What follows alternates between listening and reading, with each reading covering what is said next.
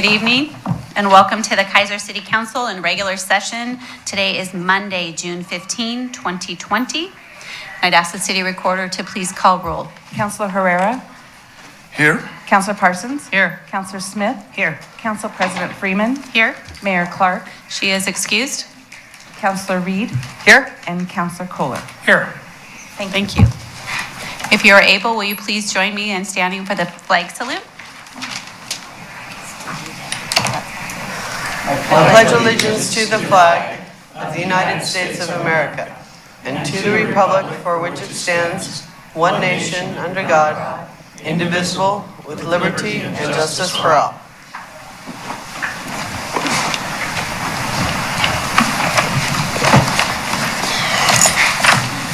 Thank you. We do have a special order of business tonight and volunteer of the quarter, city manager. Thank you, Madam Mayor Pro Tem. I'm actually going to ask Mr. Matt Lawyer to come down since he submitted the Kaiser Parks Foundation in Mass as recipient of this quarter's volunteer of the quarter. So Matt, if you would let everybody know why you did that. Thank you, Madam Mayor, City Manager, Staff, Council. I'm getting daggers in the back of my head right now. I can feel it. I feel like I'm 3 again, which is great. I got involved with the city largely because of the work that the Kaiser Parks Foundation does. We think back to 5 years ago this month, we built the Big Toy. And that was an incredible accomplishment that was driven largely by the Kaiser Parks Foundation in partnership with unbelievable amount of donors and sponsors and tens of thousands of hours that came together to accomplish that. And there's not a lot of people in this room right now that either weren't part of getting that together or building it. And, you know, you think about that, and then you go back to sort of the genesis of the Kaiser Parks Foundation, which was doing their best to try to pick up the gaps where the funding left off and try to continue to do really good work in our park system. It's been a lot of years and a lot of love and a lot of dedication by this group. And then we had this celestial event a couple years ago where they came together and welcomed, you know, thousands of people into the area with a really great event down at the Kaiser Rapids Park. And I can tell you that there were many nights and many days planning that. There were turnovers in committees, there were all kinds of things, but ultimately we came out with a really, really good event, and we had people literally from all over the country and all over the world attending that event. It raised a lot of money. A lot of that money has gone to other parks projects. We've seen some money go to the volleyball shelters down there at Kaiser Rapids Park. We've seen some money go into other projects here and there, and we also saw a lot of that money. In fact, I think the remainder of the balance go into the shade sales down at Kaiser Rapids Park Big Toy. There's too many names to count off the top of my head. When I filled out the nomination form, I thought about one of the most important influences in my life, which is my Aunt Chris. And so I put her name up front because, you know, she's worked hard and along with all the members of this, but she was the name in the back of my head when I thought about this, and Councilor Parsons and Donna Bradley and Rich Ford, and there's just so many others that I just can't remember off the top of my head, but they've done a lot for our city, and it's a small token of appreciation just to put their name in, and hopefully they get recognized in a very small way for all the work they've done. So. Very good, thank you. And to refresh your memory of those that you listed, because I have them here, we have Carolyn Allison, Mary Jean Atwood, Jeannie Von Esser, Donna Bradley, Richard Ford, Vicki Hilgeman, Shana Hollinsworth, Chris Lawyer, Mary McDuffie, Rich Palmer, Marlene Parsons, and Kathy Whittam. And they will be recognized via a plaque that will be placed on the Big Toy on the main kiosk area. And Mr. Lawyer, do you have anything to say about that, kind of timing or how that's going to come out? Well, we will get that sign mounted tomorrow morning for them on the kiosk right at the main entrance to the Big Toy. And we actually have it here, so you can see it.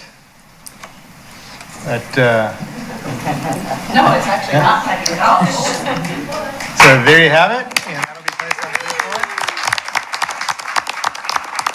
So So thank you all for such amazing efforts to get our parks going in the right direction. Would you all like a picture while you're here? Yeah. Yeah, Yeah, I can think- bring it I think down they and should bring have a everybody up picture. and see if there's somebody has a.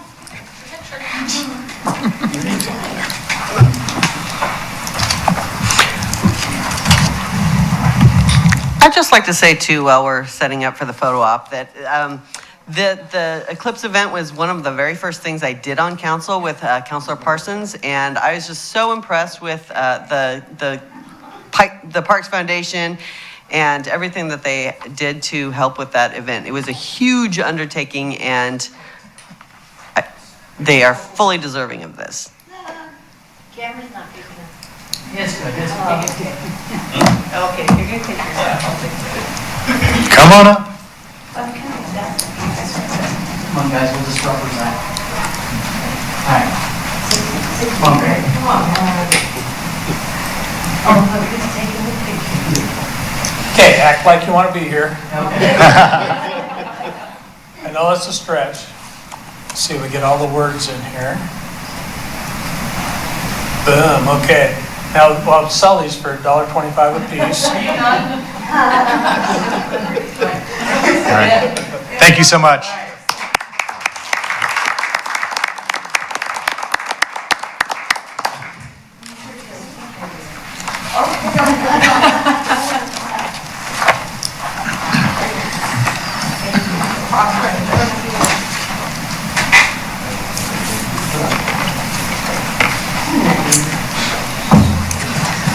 Can I say something? I just want to give a course, little more Councilor history, Parsons. Chris, than what you did. Please. So I was on the Parks Board, and we didn't have any money for the parks. We literally couldn't even hardly hire anyone to mow the parks. So we as Parks Board members volunteered to help mow the parks. And so Jeannie Bondesser and Vicki Hogeman were part of that Parks Board, I think, and Rich Ford at the time. And so Vicki and Jeannie, from having done all this and trying to come up with money for these parks, decided that they wanted to start this foundation to raise money so that we could help put amenities in these parks that were just so sorely needed. And so those two, I accredit those two, and then I was one of the original ones, of course, several of us went on there, but these people give time. And I think that over the years, it was a lot of money, I think, that we gave back for either grant projects or certain projects in the park. And I think in the Kaiser Rapids Park, they could probably put their hand on almost everything in that park. So I appreciated all their help. I appreciated them to be patient with me. And when I had to step down to be on council, I appreciated their patience with that too. So. One of the most inspiring things about local government is the community members' ability to directly get involved in making things better for their neighbors and their community that day. And I'm always amazed and humbled by those who are willing to give of themselves and their time for nothing more than making their community a better place. So thank you all very much. Yes, thank you guys. Thank you. Again. I just want to thank Matt Lawyer for reminding us that it's been 5 years since we built the big toy. I think there's a lot of people in this Wow. room that were there from sun up to sundown. I know I threw away a pair of shoes at the end of that build that were so filthy dirty that there was no we had to throw making them them away, white. yeah. But again, a great community event by many people in this room and our community. And it's, well, when it does reopen, it will be full of young children again. So thank you to everyone. We'll move on to committee reports. Excuse me. Oh, sorry, Councilor Kohler. Thank you, Madam Mayor Pro Tem. The photograph I sent to Tracy, so Tracy will be able to distribute that to all you guys. Perfect. Thank you, Dan. Okay, at this time, it's committee reports. I have one person signed up, Mr. Lawyer, for the Planning Commission.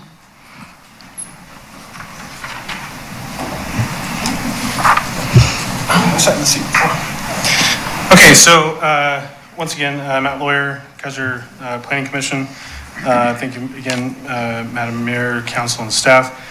We met on Wednesday, June 10th, in our first session in a couple months.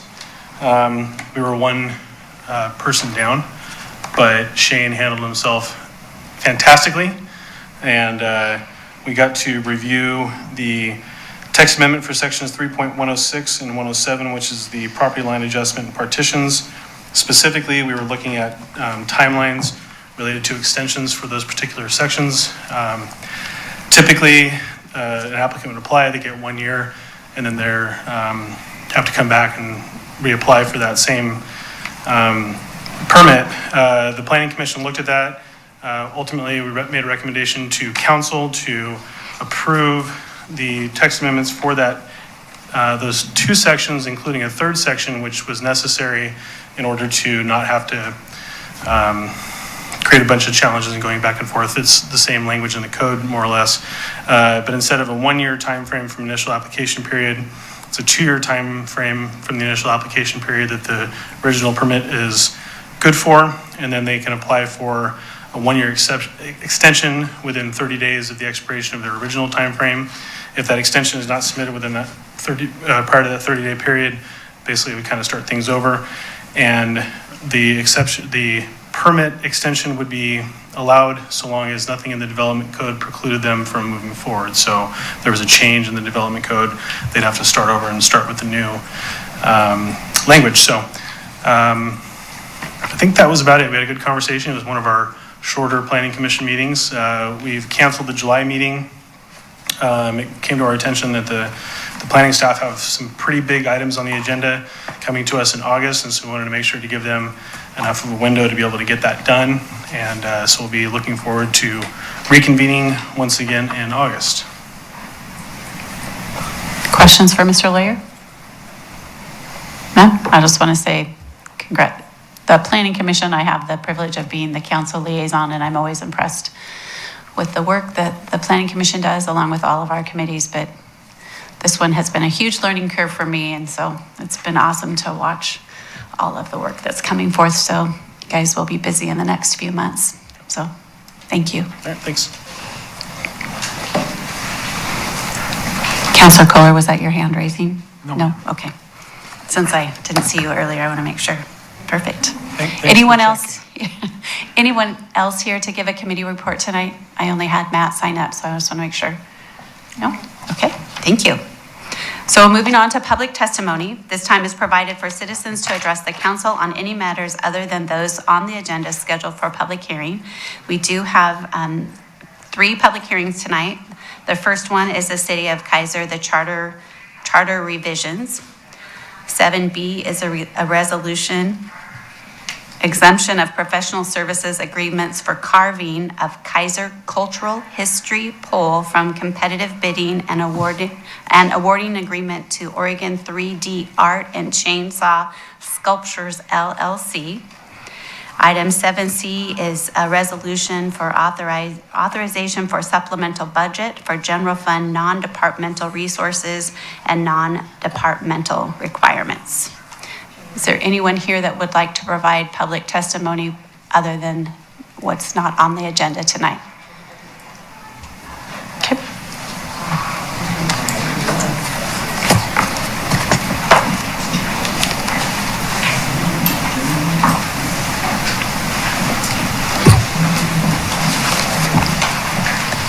This isn't for charter review, is it? No, okay, thank you. Hi. This is for regular public testimony, not on the charter. So, are you here for the charter? I'm not. I'm Okay. here for something completely different. Welcome. Welcome, Pat, I know, but please state your name and city of residence for the record, please. Hello, my name is Pat Fisher, and I'm a resident of Kaiser on Willamette Drive. I'm here to talk to you, the council, tonight with to introduce you to a topic that I hope to be to have back before you for some official approval in the next month or two, and that is the idea of placing several peace poles around the city of Kaiser. And I did send a document which was probably shared to you. Maybe you can look at it later if you didn't have a chance to look at it before this meeting. But the peace pole is similar to a fence pole. It might be wooden or it might be white vinyl, but it has the message, "May peace prevail on earth," in several different languages around the sides of the pole. And around the world, there's more than 250,000 of these in place, including at least one in every country. There's also many of them in some of our neighboring cities here in the Willamette Valley, but so far none in Keizer. And the reason that I'm initiating this as a member of a Rotary Club, an international E-Club of Rotary, but partnering with the Kaiser Rotary Club and also hopefully partnering with the Kaiser Community Foundation. Both of those two are my anticipated funding sources. I've also been working, doing some presentations for the property owners at different places that I think are prime high visibility places for these poles to be installed, including, here somewhere on the Civic Center grounds, but also in some of the state parks and other prominent places up and down River Road and so forth.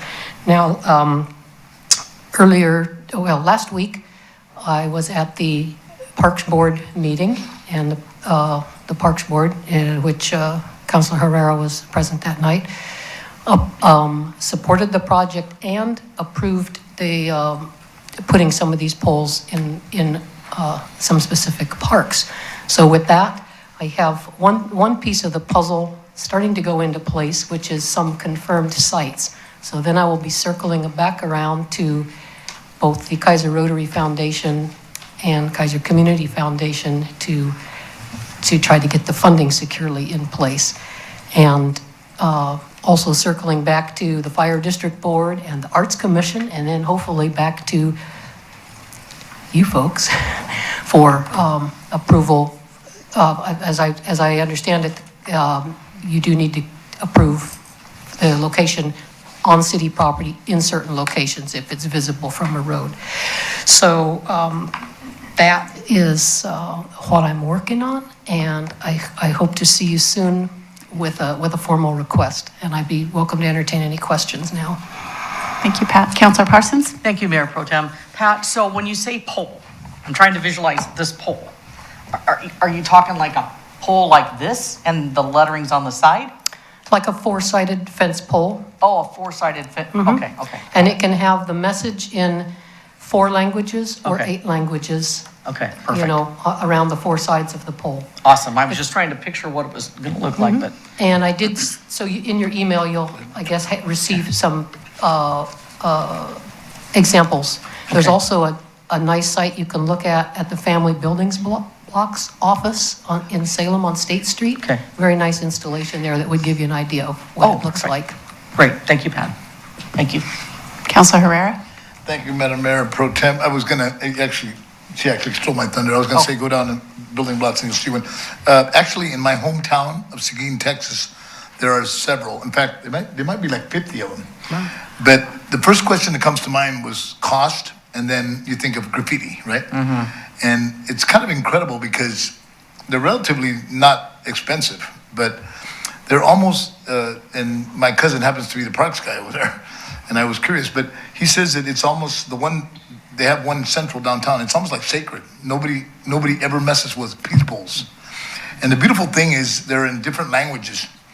And over there, of course, it's mostly Spanish, but so they have a lot of different varieties. There's some that are mixed colors, and there's some that are just white with different lettering.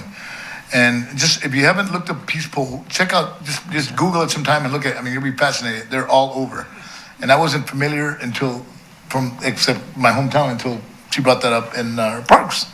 And I immediately remember what I learned about them, that there's no, and speaking to other folks, even the folks at the building blocks, nobody messes with them for some reason. And that's kind of a cool thing. And the other thing I thought was really cool is that they're not really expensive. The reason the cost would go up because people want to put like 10 of them or different, and there's different sizes, but they don't have to be huge. But I just wanted to add that on because I think that would be kind of cool to have some peace poles in Kaiser. Thank you, Madam Mayor Pro Tem. Thank you, Councilor Herrera. Any other questions? So Pat, I have one. So when you come back, will you have different designs, or is it whom purchases the pole, the designs are up to them? The ones that I have in mind is working through the Jubitz Family Foundation, which provides a small variety of poles that the Rotary clubs can purchase. So most of theirs are either a white pole with black lettering or a wooden pole with face plates on it. Now, both at the Arts Commission and within the Rotary Club, everybody I talk to sort of looks online and sees that there's many different styles and colors. And so I also have it in mind that either an expansion of the project or a later phase of the project could be to get local artists to design some specialty poles and have those featured as well. So that's possible, although probably not something we can acquire through the Rotary Action Group for Peace. Great. Thank you. Questions? Councilor Kohler? Thank you, Madam Mayor Pro Tem. With all the strife that's going on in the world right now, we need to bring unity, love, and peace to our world. So I would welcome looking at those. Thank you.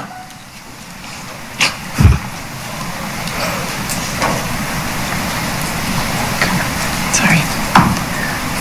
Daughter called me 3 times, so it's like, Perfect. Any other questions? Thank you, Pat. I'm looking forward to Yes. seeing the designs and what you come up with. And I'm sure the Arts Commission is probably, Lori Christopher is watching. I'm sure she's like, oh, another project. Thanks for allowing me the time to speak with you tonight. Thank you, Pat. Thank you. Was there anyone else I know a couple of people came in later, so I just want to make sure, is there anyone here just for regular public testimony? No? Okay. So at this time, I will open the public hearing for the City of Kaiser Charter revisions. City Manager. Thank you, Madam Mayor Pro Tem. Mr. City Attorney. Thank you, Chris, Madam Mayor Pro Tem, and Council. A week or so ago, we had a council work session on this, and then tonight is the first of 2 public hearings on the charter. I want to thank all the members of the Charter Review Committee and Councilor Smith and Council President Freeman, who were on that committee. A lot of meetings, a lot of work, a lot of good detailed work went through that. Some of which, and I'll try to be brief tonight to allow plenty of time for testimony and council questions. Some of this you heard last week, some of it you didn't. I'll go through it quickly. I'm not going to go through those changes that I described to you folks in the 5th column that were fairly minor. But I will briefly, for the benefit of the audience here and on TV, go through the staff report. There were not many substantive changes, as I had mentioned last meeting on this.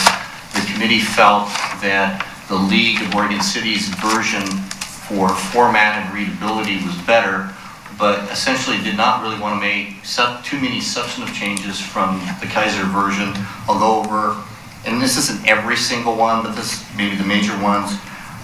With regard to ordinance reading, the League version and our current version actually says to pass an ordinance on first reading requires a unanimous vote, and the ordinance needs to be available 7 days before the meeting.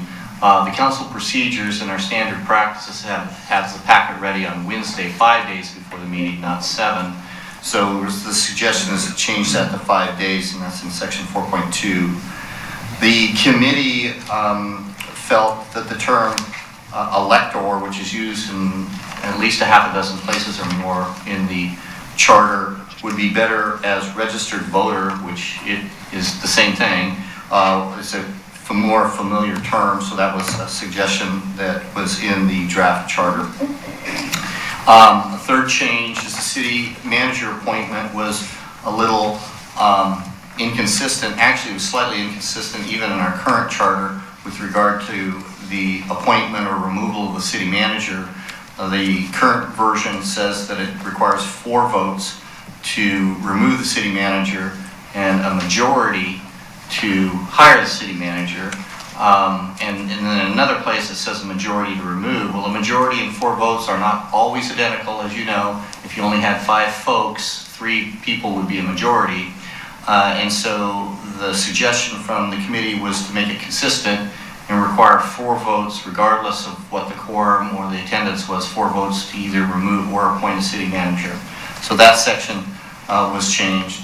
There was a change with regard to the city manager. The league version with regard to the actions by any counselor with influencing or coercing the city manager to hire or fire an employee or purchase materials or contracts. The language in the league version, which generally is clearer and better read, is a little bit different than the version in our charter. Our charter uses, and that's in 21F. Find it here.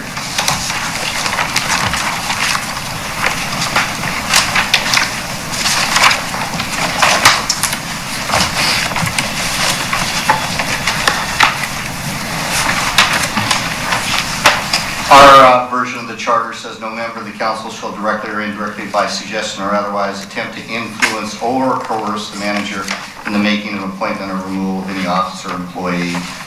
And then later in 21F it talks, says that the manager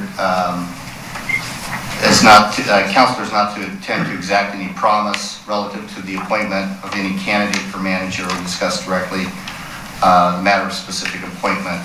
In the league's version, it doesn't use the word influence, so it's a fairly minor change. It just says coerce. And the committee felt that influence might be too broad a phrase to make that an improper motive, so they wanted to leave the original league version. So I wanted to just point out that change. It's relatively minor, but it is a little bit different than our current version. And then, of course, one of the main issues was the section 44, which is entitled Prohibit Minority Status for Homosexuality.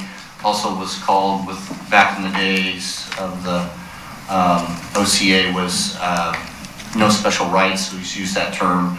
That passed by initiative and was put into the charter without any action by the council, which was required. And the committee voted early on in the sessions to recommend removal of that. They didn't want any mistake about that. That was unanimous.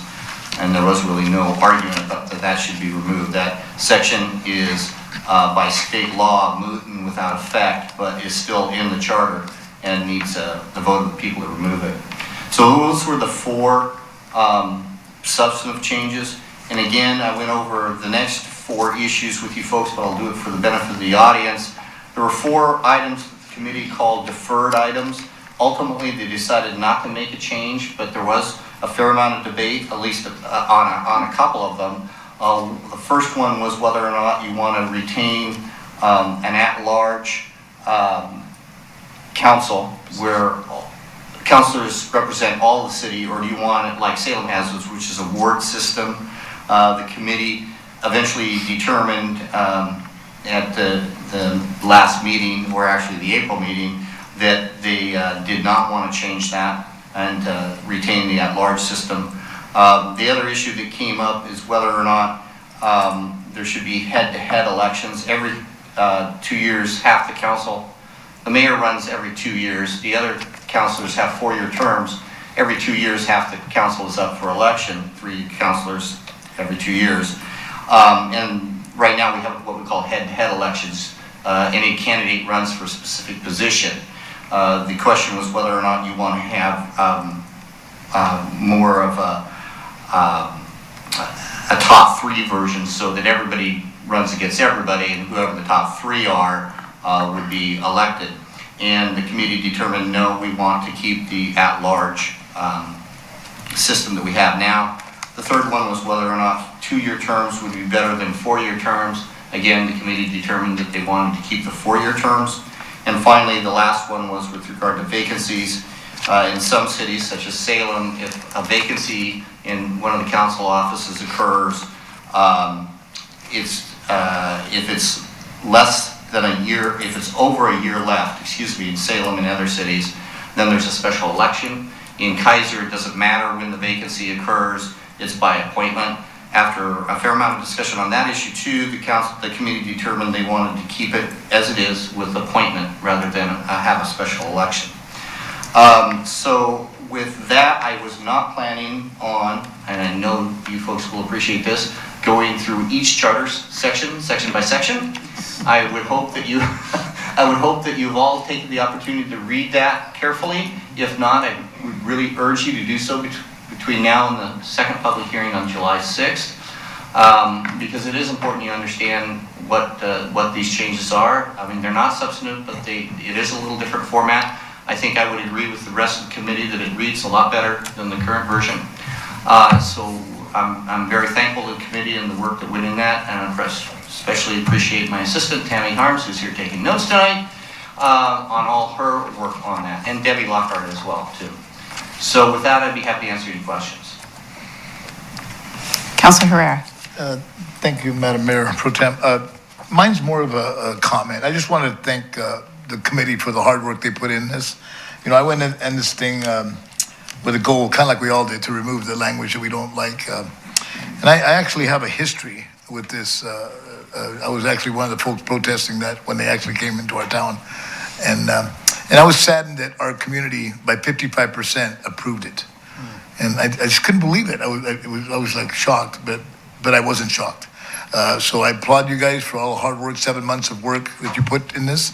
And I think I go a step further. I think we owe that community an apology for having it in our charter that long. And I feel, as the only person of color up here, I feel that it's important that we not only change it, but we reach out to those folks and say, hey, we really do owe them an apology. That's my own personal opinion. But again, thank you to our legal team here with Tammy, and I know she carries most of the work. I know your secrets. But I mean, all the work that was put into this and the way they diligently, Councilor Kohler and I were most of these observing and watching, although we're kind of hidden back there. And the way you worked and the way Elizabeth, Councilor Smith, excuse me, I apologize for that one. I broke my own new rule, didn't I? But the way you guys ran that was pretty interesting. I thought Councilor Smith did a pretty good job. We never, she went in there just like boom, just like that. And thank God you were there, both of you. But anyway, thank you very much for finally doing what I've been trying to do since I got elected, and remove, and hopefully we'll carry it all the way through. Hopefully the Kaiser voters will help us get this over the finish line. Thank you very much. Thank you. Do you want to say anything? You can.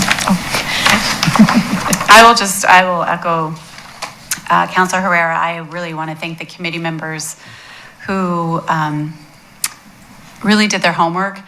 And if they weren't able to attend a committee meeting, they had an email to Shannon of things that they felt needed to be discussed at the meeting. And they knew what was being discussed at the next meeting. And so they were very, very diligent in their homework and thoughtfulness of researching other charters within other cities. And I've been on a lot of committees, and this group was, I think, exceptional on really bringing a lot of perspectives.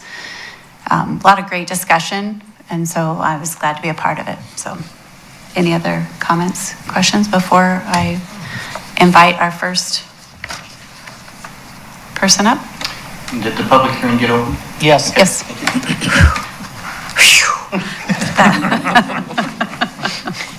Okay, our first person up for public testimony, so please join us at the table, is Michelle. And followed will be Carol.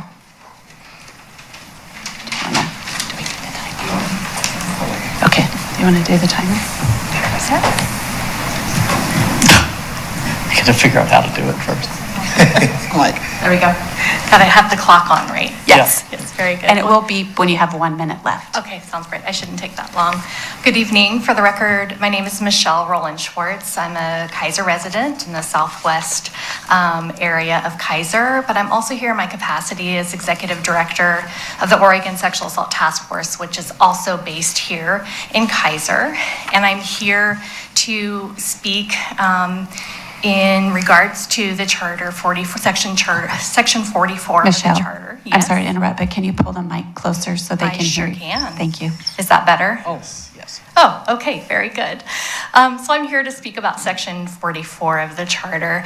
One of the things that we do at the Sexual Assault Task Force, our mission is to improve the response to and prevention of sexual violence in Oregon. And one of the things that we know in particular about the LGBTQ community is that they experience disproportionate rates of violence, not just sexual violence and domestic violence, but all forms of violence, as well as experiencing harassment in educational settings and in their workplaces. And so one of the things that we're really interested in looking at statewide and in the communities that we all live and work is where we can have protective factors. So those factors that help reduce the risk of and prevent violence and harassment from happening in the first place. Eliminating this section from the charter is an opportunity to put a protective factor in our community so that we can signal to our youth, the folks that live here and work here, that they are accepted and that they can live and thrive in this community. So thank you to all of you on the council for speaking out about this particular issue. And I also just want to thank the Citizen Review Committee for all of the hard work that they put into this. Thank you. Any questions for Michelle? Thank you. Thank you.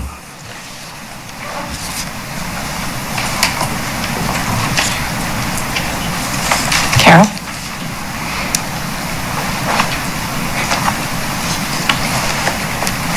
And I know you know, but please state your name and city of residence for the record.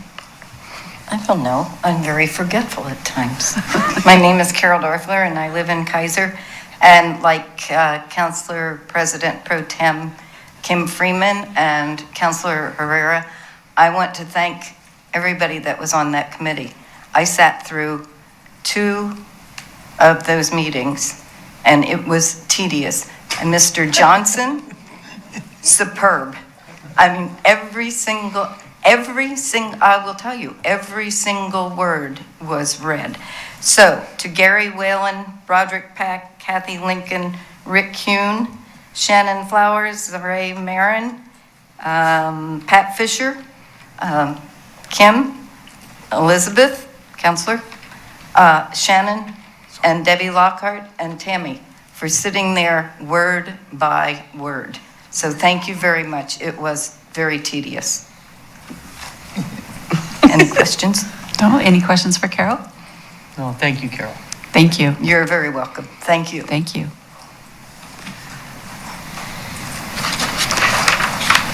Carol and Michelle are the only 2 that I have signed up for public testimony, but we do have time. So if there's anyone else in the audience who would like to speak tonight, you're more than welcome to join us.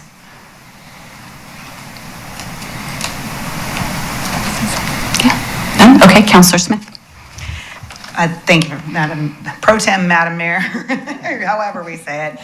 I thank you so much, Carol, for reading off each person's name. That was very important, and I wanted to, just second that.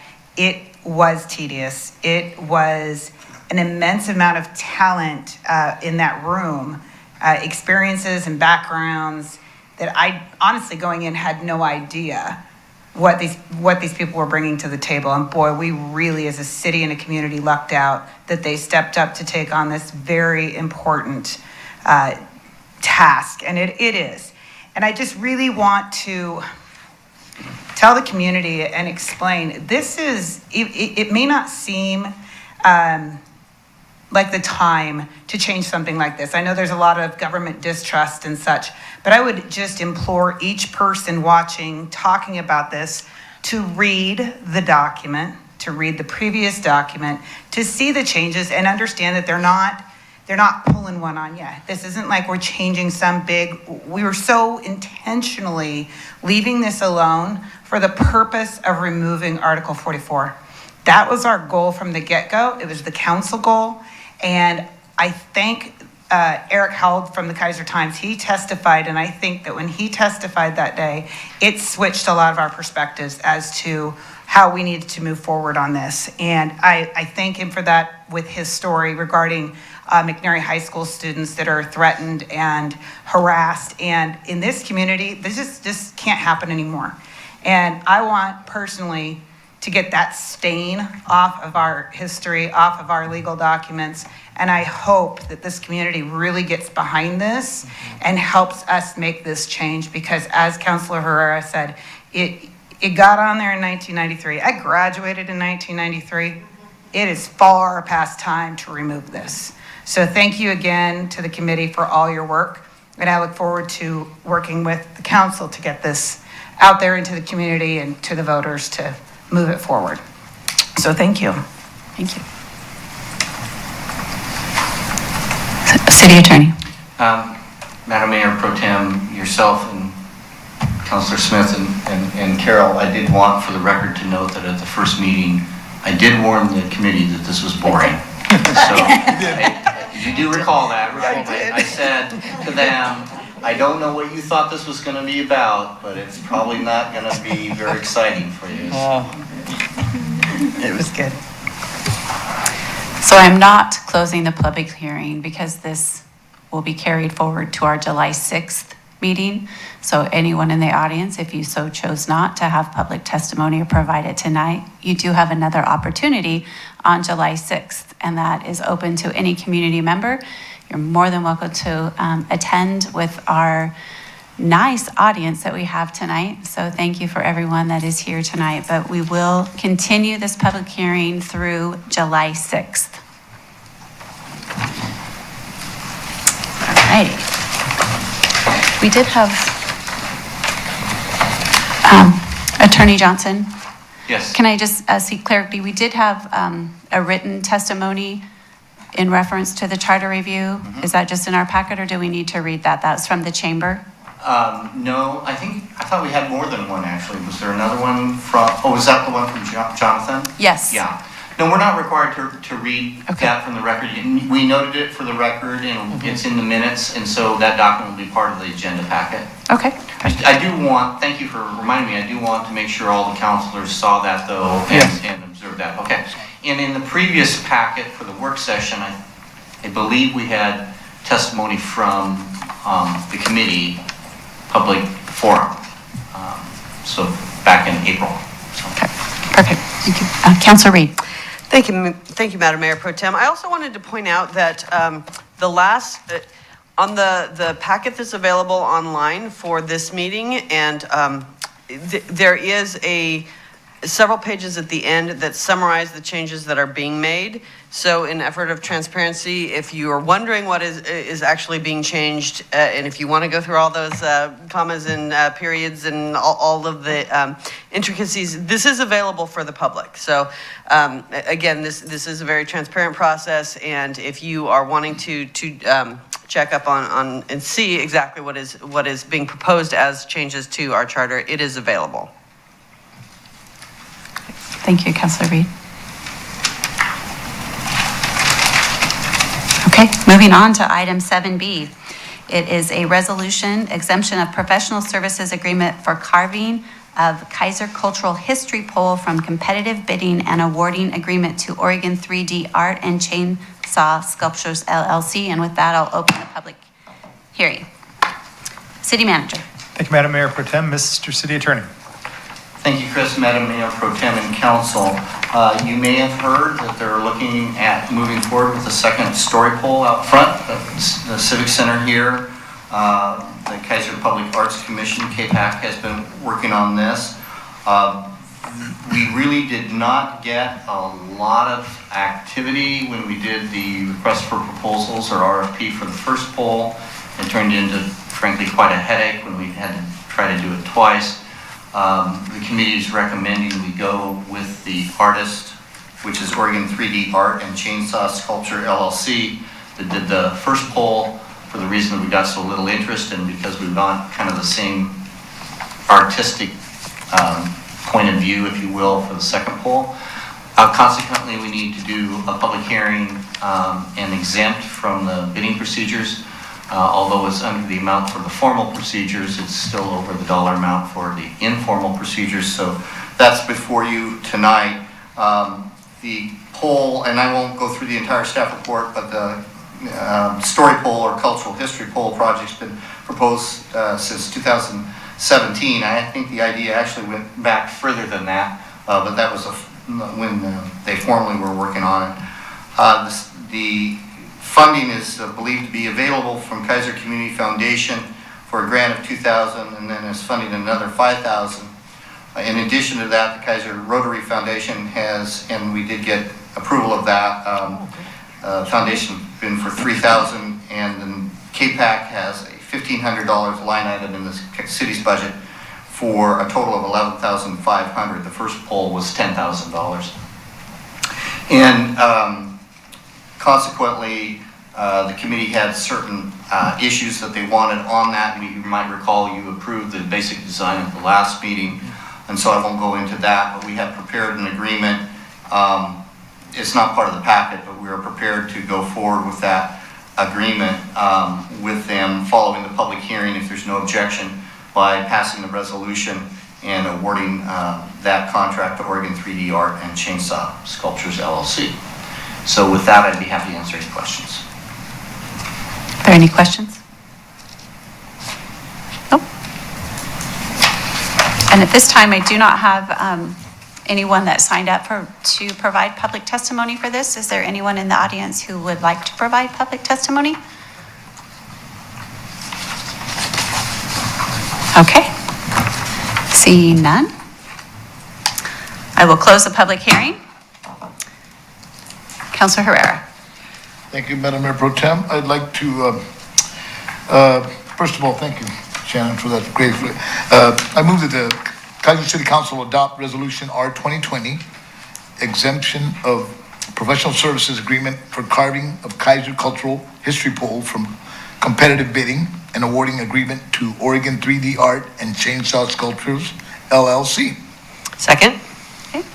It's been moved and seconded to approve Resolution R 2020, exemption of professional services agreement for carving of Kaiser Cultural History Pole from competitive bidding and awarding agreement to Oregon 3D Art and Chainsaw Sculptures, LLC. Discussion.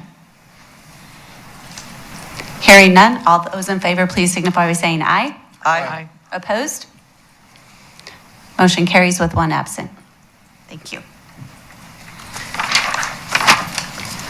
We'll open the next public hearing, which is a resolution authorizing for the supplemental budget, general fund, non-departmental resources, and non-departmental requirements. City Manager. Thank you, Madam Mayor Pro Tem. Mr. Wood. Madam Mayor Pro Tem and City Council, tonight I actually have two supplemental budgets before you, so there's two resolutions. It looks like one is missing from the agenda at this point. So the first one, the city has applied for a grant with the state of Oregon to provide for matching grants out into the community for disaster recovery associated with the COVID-19 pandemic. The first adjustment is to recognize that revenue in the event we receive it in the next several weeks, and then appropriate that amount so we can get it out into the community as quickly as possible. The second supplemental budget is a timing adjustment. We had a project in our water system that is getting done sooner rather than later. So this is just to move $20,000 of working capital that we currently have in the water fund to the water facility fund to provide for that project. And with that, if there's any questions. Councilor Kohler. Thank you, Madam Mayor Pro Tem. Mr. Wood, this $45,000 matching grant, would there be another application period for that, or are you looking to use the applicants that we had previously? I don't know the answer to that one. I'll have to turn it over to Mr. Johnson. And I may have to turn it over to Mr. Witham, but I believe I can answer this, thanks. Or Jane, go ahead. So the intent is that the 45,000 that we've already given out would function as the matching funds. We actually had a conference call today, and there are still some questions. So we're gonna hope that we get a positive answer very soon. But that was this afternoon. I had a conference call with the Business Oregon folks. So we will keep you posted as soon as I know. So if we are successful in being able to utilize the 45,000 that we gave out earlier as match and then are awarded the grant, it's very likely we'll have to have a separate or a second request because the state of Oregon has slightly different target goals that they're going for than we did when we put out our application process. So it's very possible that those who submitted applications to us previously may be included in the pool if they meet those requirements under the state's program, but we'll have to run a second request for applicants. And the state is requiring that we use their forms and their criteria, which is a little different than what we used. So any applicants before would have to fill out a new application. Thank you very much for that clarification. I've had a couple businesses ask me about it, and they said, well, we didn't make an application before. What do we have a chance? And so that's why I was asking that question specifically, so I could get that information to them so that they could know, and we need to know anyway. So. Yeah, and there will be additional opportunities as well. I know the League of Oregon Cities is working with the legislature on getting an appropriation of CARES funding from the state directly to cities and counties to distribute out into their communities based on population. So that would allow us to put even more funds out into the community. And there may be more than one round of that as well as we go through the next year or two. So there will be additional opportunities, so pay attention. We'll be posting and trying to get those funds out into the community to help our businesses. Thank you. Councilor Reed? Thank you, Madam Mayor Pro Tem. Does this grant include the 501c3s as well as businesses? No. It does, Shane? Yeah. On the first one, or the 10 million that's coming? So based on the budget adjustment, that through Business Oregon, 501c3s are able to apply. They have to meet certain requirements, however. Okay. So but the state has kind of listed some pretty specific criteria that will have to be adhered to. So I'm not able to answer exactly what that means, but generally speaking, yes, it's broader than the original round that the city went through. Right. There's a bigger capture, I guess. So. I do want to caution the council, we kind of, because of the timing of this, had to do this budget adjustment now. We still are trying to get straight with the state for sure about the match. So, I mean, they said we were granted this, but we still need to confirm some points about whether our match counts. So we're trying to get that pinned down. Okay. Other questions? So just for clarity for everyone that's listening, we will have an announcement on our website or a spot on our website that will say when funds are available to apply. That's correct. And then obviously at council, we will make announcements. And we'll use Facebook, we'll use the Chamber of Commerce, we'll use other venues that any way we can get that notice out there, we will. Perfect. So. Okay. Any other questions? Okay. I do not have anyone signed up for public testimony for either one of these supplemental budget items. Is there anyone in the audience that would love to come and join us for some discussion? None. Okay. Hearing none, I will close the public hearing. Council Herrera. Thank you, Madam Mayor Pro Tem. I'm going to do the first one, and then I will do the second one right afterwards. So I move that the council approve resolution R 2020 authorizing for supplemental budget, general fund, non-departmental resources, and non-departmental requirements. Second. Okay, it's been moved and seconded that the Kaiser City Council adopt Resolution R 2020, authorization for supplemental budget, general fund, non-departmental resources, and non-departmental requirements. Any discussion? Hearing none, all those in favor, please say aye. Aye. Opposed? Motion carries with one absent. Councilor Herrera. Thank you, Madam Mayor Pro Tem. I would like for Kaiser to adopt Resolution R 2020. I move that motion to adopt Resolution R 2020 authorizing for supplemental budget, water and water facility fund. Second. Okay, it's been moved and seconded that the Kaiser City Council adopt Resolution R 2020, authorization for supplemental budget, water and water facility fund. Further discussion? Hearing none, all those in favor, please signify by saying aye. Aye. Opposed? Motion carries with one absent. Perfect. Moving on to administrative action. Item 8A is a resolution authorizing the mayor to send a comment letter to the United States Department of Interior, Bureau of Indian Affairs in response to the notice of application by the Confederated Tribes of the Siletz Indians of Oregon. City Manager. Thank you, Madam Mayor Pro Tem. The Confederated Tribes of the Siletz Indians of Oregon have submitted a plan to build a gaming establishment at 4751 Astoria Street Northeast in Salem. Location will use the Portland Road and I-5 interchange as their primary ingress and egress from the establishment, which will be located just a short distance north of where the existing Harbor Freight building is, if people are familiar with that. The proposed casino will include 180,000 square feet of gaming floor, a food court, nightclub, sports bar, multi-purpose event center, 500-room hotel, and parking for all of those different pieces. Bureau of Indian Affairs is requesting comments from interested parties close by. As this new facility will be very close to Kaiser, Mayor Clark asked that a letter be drafted for her signature that supports the project, but also states our desire that the Shamawa Road and I-5 interchange be included in the transportation study area since it is so close.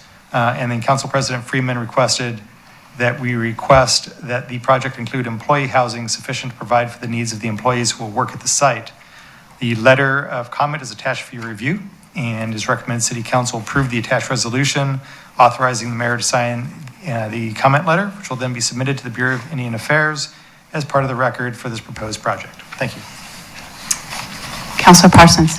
Yeah, Chris, you said it was north of Harbor Freight, right? So the Harbor Freight building's not included? That's what I understand. It's North, okay. Slightly So north of that, yeah. Okay, thank you. I hope it doesn't take out I Harbor was Freight. trying to think of what that was. That's why I was asking you, because I don't know what's behind there, I guess. I believe it's an RV park, is there? There's a fairly large empty field and then some RV. Oh, and then the Yeah. RV park and stuff. There's a camp there. The tribes own that property. There's a camp. Oh, okay. So, Thank you. Thank you. Any other questions? Councilor Herrera. I move the council to adopt Resolution R 2020 authorizing mayor to send comment letter to United States Department of Interior, Bureau of Indian Affairs in response to notice of application by the Confederate Tribes of Siletz Indians of Oregon. Second. It's been moved and seconded that the Kaiser City Council adopt Resolution R 2020 authorizing the mayor to send comment letter to United States Department of the Interior, Bureau of Indian Affairs in response to notice of application by the Confederated Tribes of the Siletz Indians of Oregon. Further discussion? Councilor Kohler. Thank you, Madam Mayor Pro Tem. Just a matter of clarification for me, we can ask them and we can comment, but they're under zero obligation to listen to us. They can tell us to go pound sand if they want. Is that correct? I think that may be an overstatement. We don't have any veto power, no, over the project. But my experience is that comments submitted by local jurisdictions are taken heavily into consideration. Okay, thank you. Community partners. Yeah, we are community partners. They've been good partners to the city of Kaiser and our surrounding areas for many, many years. And so I appreciate the opportunity to provide comment. So With that, any further questions or discussion? All those in favor, please signify by saying aye. Aye. Opposed? Motion passes with one absent. Agenda. Councilor Herrera, the consent calendar, please. Okay, we have 3 lovely items on our consent calendar tonight. A would be resolution regarding evaluation of city manager. B, resolution regarding evaluation of city attorney. And C, resolution authorizing the finance director to sign Springbok order forms for migration to cloud services, software yearly maintenance, and associated services. Second? Polls. Oh, Is there any polls? sorry. No polls. No polls? Okay. Second. Perfect. It's been moved and seconded to approve the consent calendar. Items 9A, how about 9A, B, and C?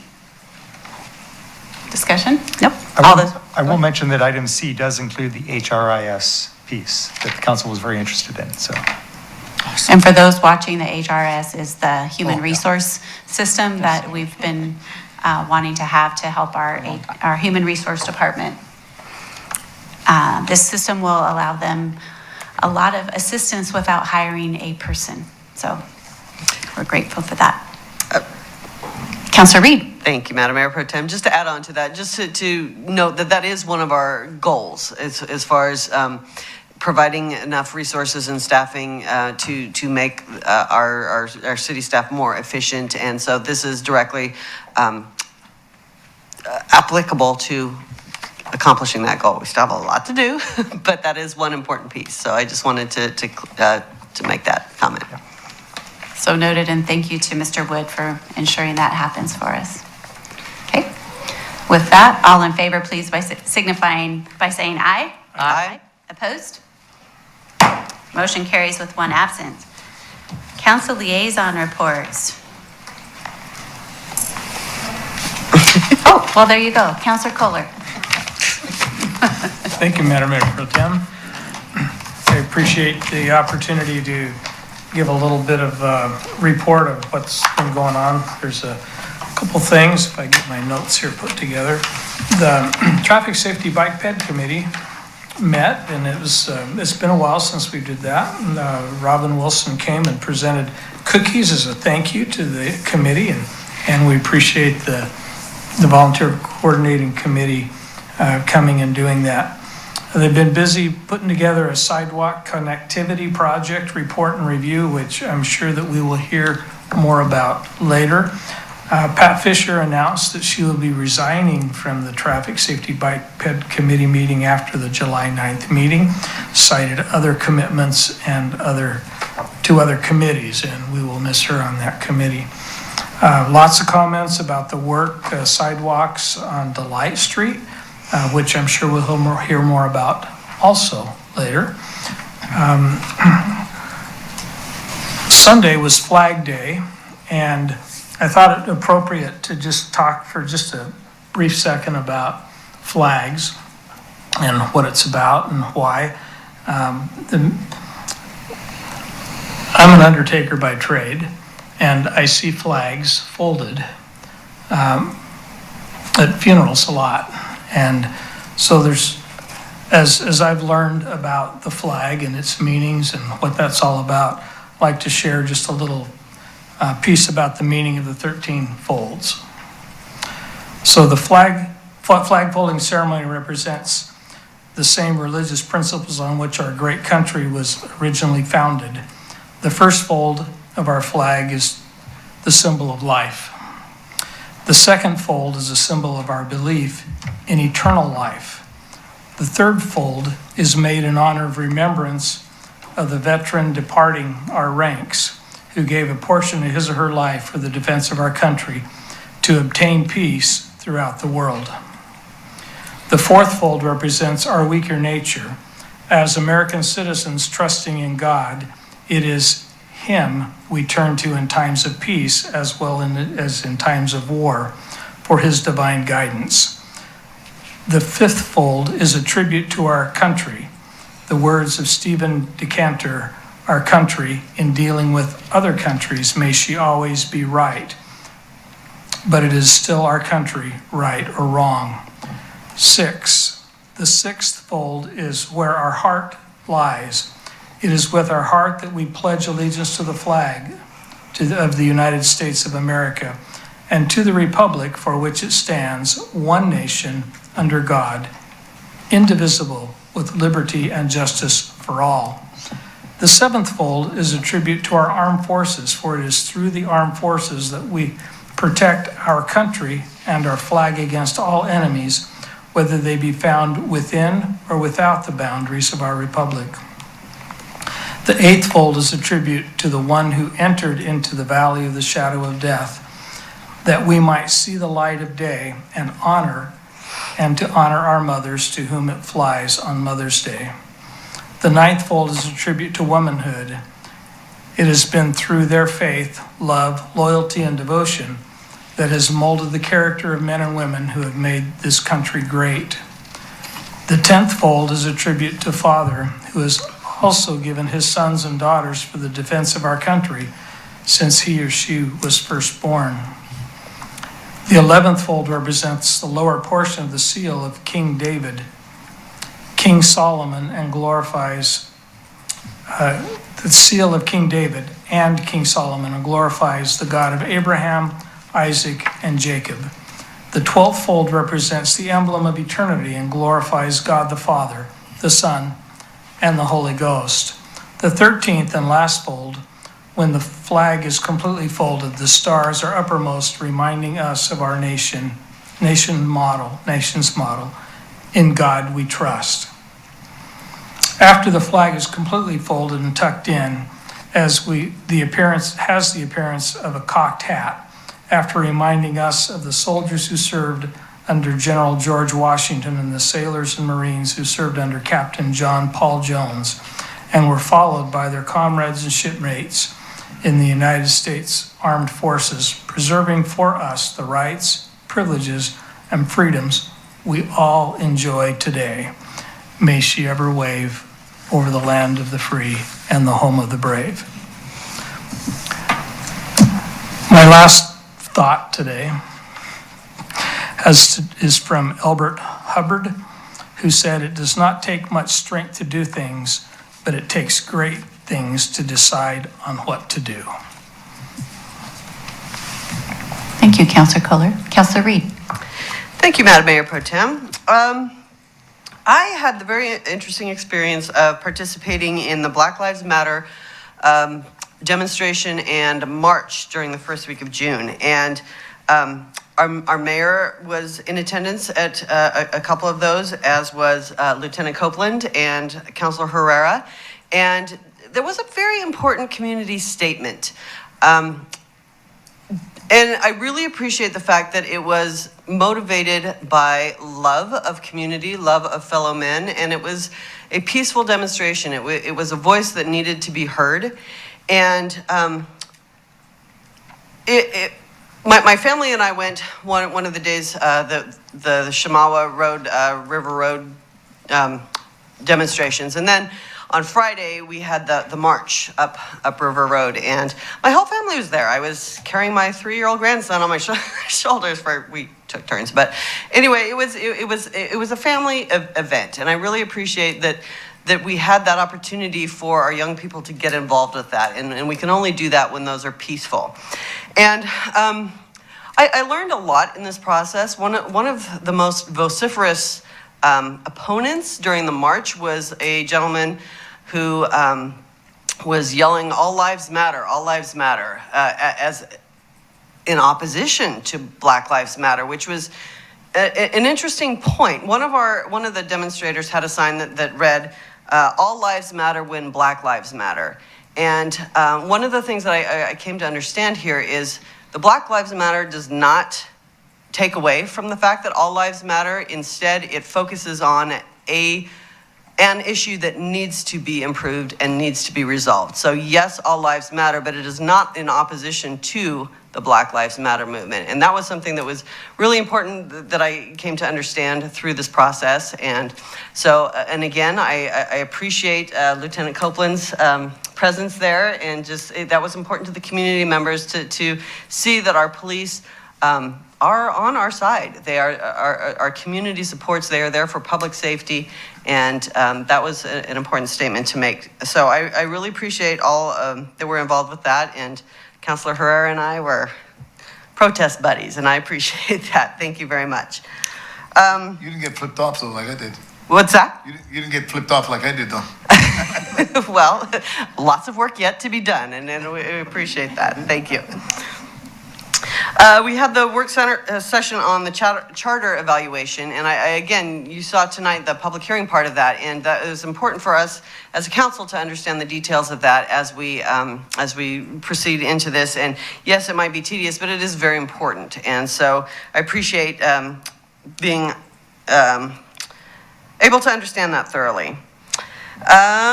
We are finishing up school. Last Wednesday was the last day of school, and so that was a big rocky ride to get to that end. And still, there will be lots of construction going on through the summer. They started at a school by our house, and they were very loud about it, but nevertheless, it needs to be done.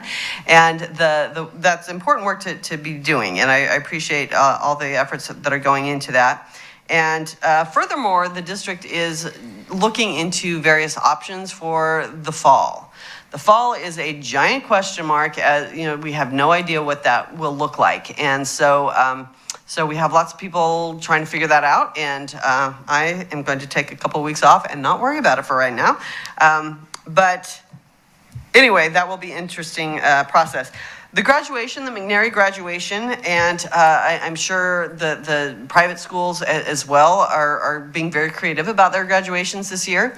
And we hope to have a live one. McNary hopes to have a live one in August, but we have recorded a virtual one just in case. And I got to be involved with that, and that's always a fun way to celebrate that accomplishment. And it has been an interesting year for that. But nevertheless, we also had I was part of the county commissioner breakfast, and I'll let Council President Freeman talk a little bit more in detail about that, but I don't get to go to those too often because of work responsibilities, but that's always a really important way to touch base with our county partners. We have a Kaiser Heritage Foundation meeting coming up tomorrow, and we are looking at opening up the Kaiser Cultural Center and what that will look like. And again, to just remind people that the library has excellent programs going on even throughout the COVID-19 restrictions. The theater has postponed their season until next year, but we also have the Kaiser Art Association and the museum in that building. And so we are really looking forward to having that open again, and looking forward to those resources. And then we have a community dinner coming up the end of this month. Is that the one that the council is serving? So yes, we will be part of that. And is it going to be a pass-through kind of a thing as it was last time? Drive-through. So the community dinner the last Wednesday of every month, and that is at St. Edward's Church. And then just a big happy Father's Day to all of the fathers in our community. And that's all I have. Thank you.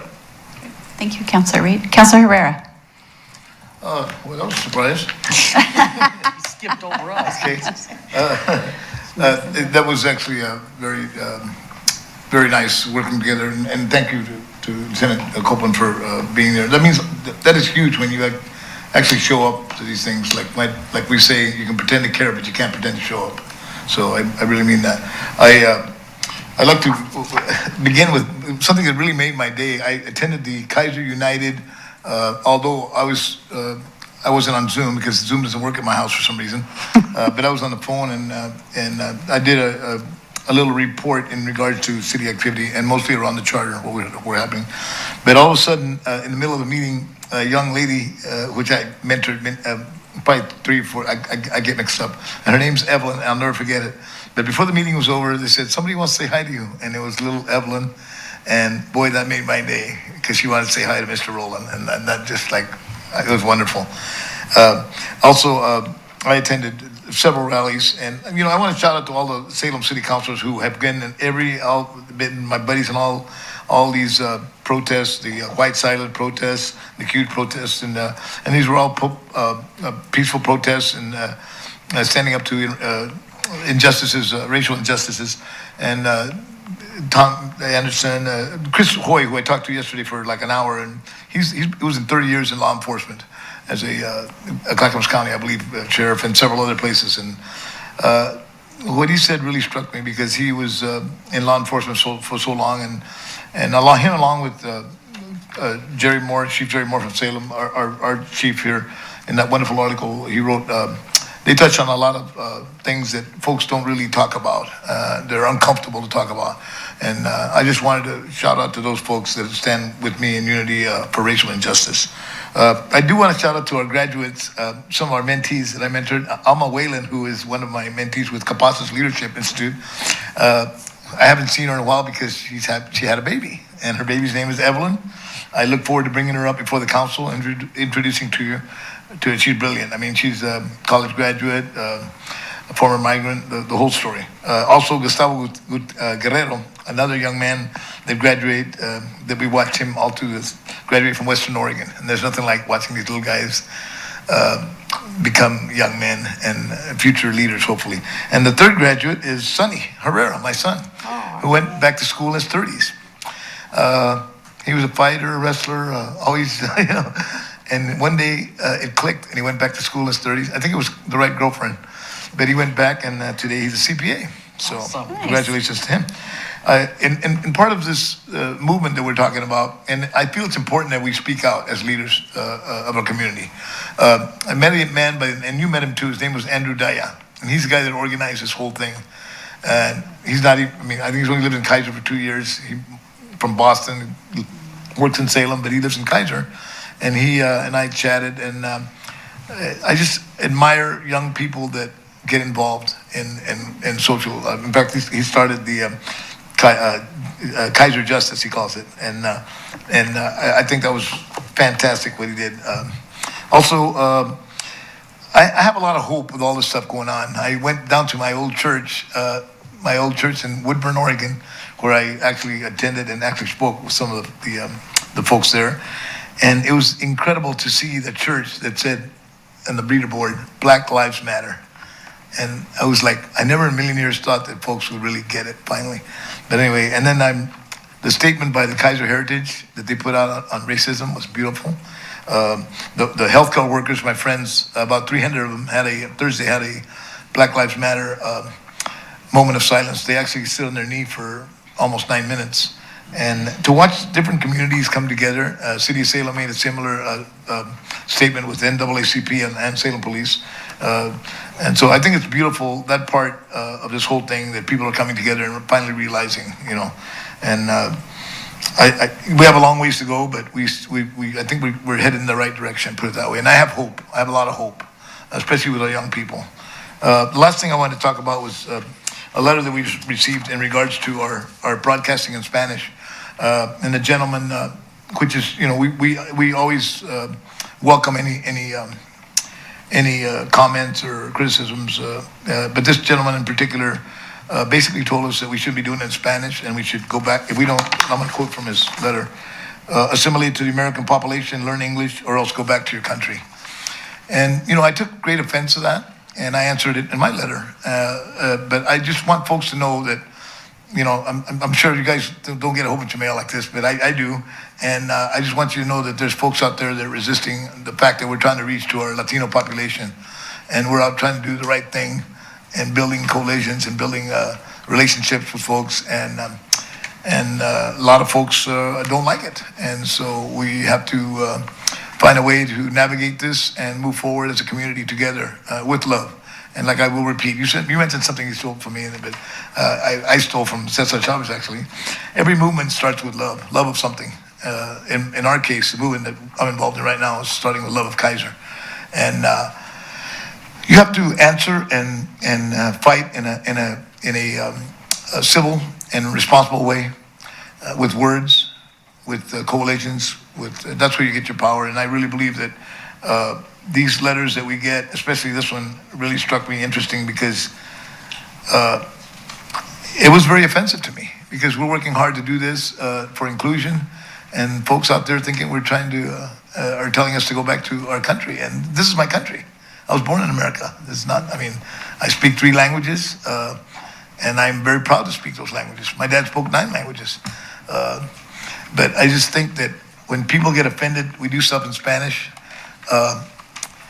it offends me, and I'm trying to navigate through this without getting excited, but I do want folks to know that it's out there, and we have to move forward and try to be united and help our community, whether it's in English or Spanish or whatever. So that's my 2 cents. Thank you very much. Thank you, Councilor Herrera. Councilor Parsons. Thank you, Madam Mayor Pro Tem.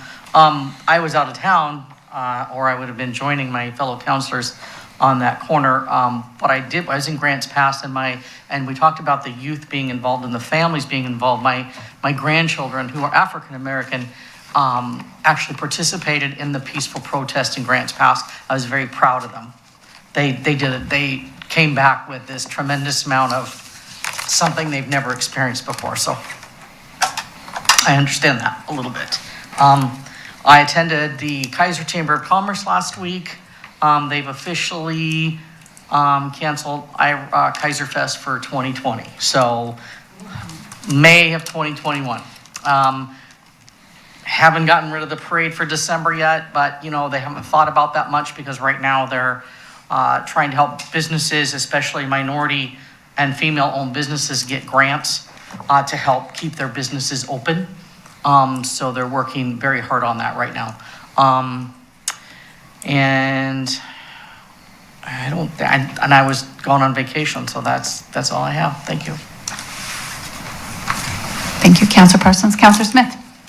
Thank you, Madam Mayor Pro Tem.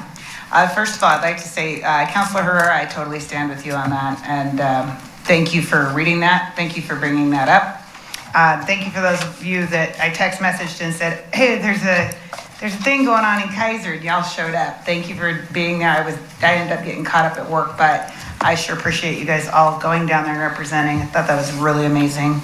A couple things I just wanted to mention. One is that if you haven't had a chance to read in the Keizer Times the article with Chief Teague, I would highly recommend it. I had the opportunity to sit down and have a conversation with the chief about all of this going on, and I think we're very lucky to live in the city of Keizer. And I believe that the way that policing is done in the city of Keizer is quite different than a lot of other places. So I would recommend researching that and looking at that before you jump to any conclusions. And I'm going to say that over and over because there's just a lot going on there, and I really do, I stand with our police department because I know that they have a culture that looks at things a little bit differently than other cities across our country, and I'm proud of them for that.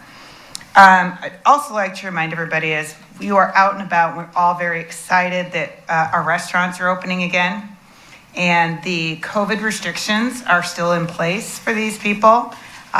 Please be nice to servers. I have gone in so many places, and people are mad, and they don't listen to what the rules are, and then when they try to get them to abide by the rules, they get mad at them and complain. And come on, I mean, it's hard enough, and I can tell you from being in restaurants on the first day of their opening, their paranoia level is super high. It's super high. They're really stressed out, and everybody's trying to do the right thing. So please practice grace but get out there and go to the restaurants. I would also like to give a shout out to Mr. Scott Coburn, who just retired from Whitaker Middle School, taught there for 27 years as our PE teacher, and I've known Scott for a really long time. We were supposed to have a party for him last Saturday, and unfortunately that got derailed, obviously, but we did have a chance to sit down and hang out with him for a little bit. So congratulations, Scott, and thank you so much for everything that you've done for our community and all of the kids that you have had an awesome impact on. And I hope that we continue to get leaders like that in our school systems that just really, truly love our kids. So thank you, Scott, and I enjoy your retirement. That's all I got. Thank you, Councilor Smith. Councilor Parsons, did you want to say something? No? Okay. All right.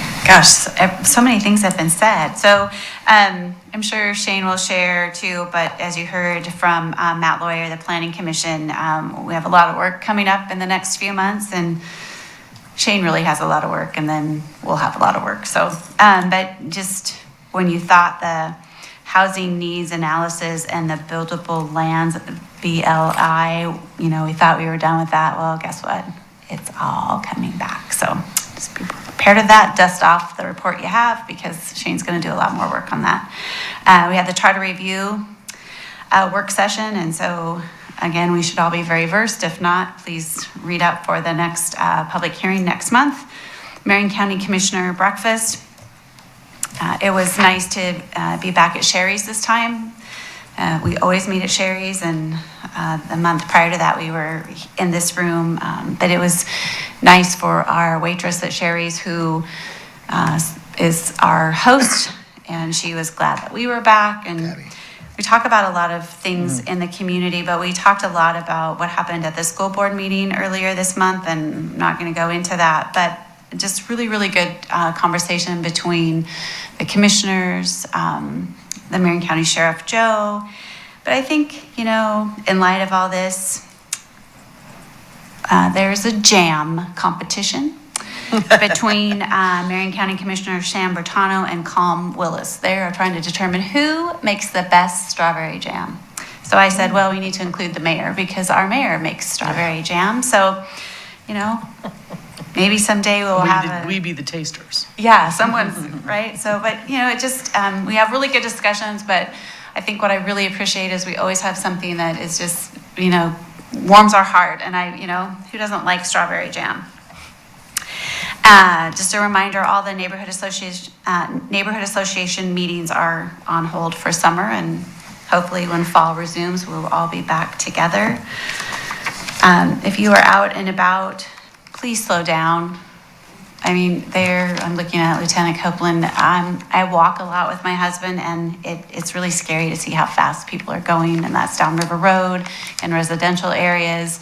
There's a lot of people out walking. They're taking advantage of the nice weather that we've been having, and you've got people that walk their dogs. So please just really slow down and just be careful of everyone. I want to just say that I'm looking forward to our June 24th of handing out dinner at the Kaiser Community Dinner, the 24th. And are we same time, Mr. Kohler? We'll start at 4. We need to be there about 3:45. But 4 to 6 is, okay, Yes. 4 to 6 is dinner. I did not participate in any of the protests or marches, but it was very humbling to see everyone on the corner of River Road and Shamawa. And Lieutenant Copeland, I saw you there too. So I know it's just really nice to see that. I think that's it. And just thank you for everyone that was in our audience tonight, and for everyone that's watching, and to David Daly, who's posting it to Facebook Live. I really appreciate all the things the city is doing to really push out our meetings and our messages. We're reaching more people through all of this electronic means, and I am so not electronic, so I can appreciate everyone's hard work and all of that. But I know we're reaching a lot more people, and I won't call her out, but I know someone's in the audience based on watching us on Zoom. So I really appreciate Lisa for attending. And, if it just takes one person watching and showing up, we're doing really good. So with that, it's other business. So this is our time to provide to allow the mayor, city council members, or staff an opportunity to bring new and old matters before the council that are not on tonight's agenda. City manager. Thank you, Madam Mayor Pro Tem. Tracy. I have nothing, thanks, Chris. Mr. Witham. I just have a couple of things. They're kind of alluded to. I thought Commissioner Lawyer did a great job recapping Planning Commission last week. They graciously have given us July off, so I was happy about that. And in August, we will be bringing a public hearing for the Area D Master Plan Amendment. I may have mentioned that at the last meeting. I'm not sure if we had the date locked in, but we now have the date locked in. We are anxiously waiting on an IGA, intergovernmental agreement with the Department of Land Conservation and Development for updating our housing needs analysis and buildable lands inventory, which was a grant that we received, a technical assistance grant to update that study based on the work that you all did to adopt the Kaiser revitalization plan, which is great. It will actually allow us to adopt the study is what we're hoping to be able to do, since we went through all that work and then we had to tell you, well, now we're just going to sit on it and not get to do anything with it. So that will be forthcoming. I think with everyone working remotely, kind of the wheels are turning slow, but had some correspondence with the state just last week and am expecting to get some draft documents for the legal department to review. So I will keep you posted on that. I mentioned earlier our conference call today with Business Oregon, which was, I will say, encouraging, but yet we need to kind of get through that. We just got a draft of the contract, which the city attorney is reviewing, and there's some things that will have to be discussed in order for it to work for our city. And then other than that, we have in the August Planning Commission, we're looking at bringing back our floodplain ordinance. Right before the COVID crisis kind of hit us and shut everything down, we had just had our audit with the FEMA Region 10 representation for our community. And so one of the things they do I think it's supposed to be 5 years, but the last time we had it done, we were in the old building. So it's been a while. So we had gotten an audit, and there were some things with our floodplain ordinance and the program that we have to make changes to so that we can stay consistent with the federal program and keep our community able to get flood insurance. So it's kind of a big project. It's going to be a heavy lift for the planning commissioners to consider, and I'm keeping my fingers crossed that we can get all of our work done in time for that August meeting. So other than that, that is all for me. Very good. Lieutenant Copeland. Thank you, appreciate it. I just want to comment on hanging out with Roland and some other protesters a couple weeks ago. It was, you could go to a fight call in progress. You could do a lot of different things as law enforcement. But one of the most uncertain times is when there's protests. And how you're going to be received when you walk up in uniform, right? Because people aren't sure how to feel about you. And what's on social media, what's on the news is it's an us versus them mentality. And I'll tell you what, when I walked up there, I wasn't really sure what was going to happen.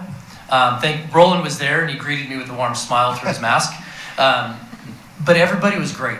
And it's times like this that you guys, it's really good to have a phenomenal city council, a good city manager, phenomenal city manager. I'll put you on the same level. And mayor.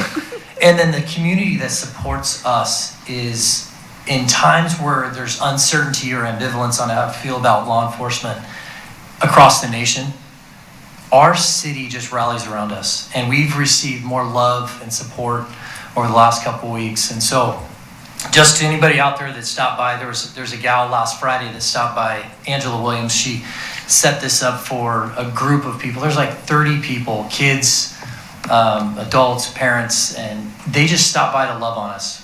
Met them in the front lobby, and it was pretty emotional. I mean, it really was. You could feel that they're tired of the rhetoric, that cops aren't good people, and they just came to support us. And so I just want you to know that we're going through a recruitment process right now for police. We're trying to get some new people on, and the article that you referenced, that Chief Teague talked about, we are really, really intentional about the people we try to hire. Some of those attributes, we have some laterals from other agencies that are coming over trying to, and the first thing I tell them here is we're not going to hire you because you're a cop. We hire you first because of your character. And those things we look for are humility, one of the first things, helpfulness, empathy, which also includes listening, conscientiousness, and courage. And not the courage like to run into a building or to a gunfight. It's the courage to do the right thing when no one's looking. So those are the things that we really hinge our hiring process on. And I think we're pretty special. We're pretty lucky we're getting good applicants. So out of this next recruitment, I really think we're going to be moving forward in the city and continue to do good things. So thank you so much for all of your guys' support.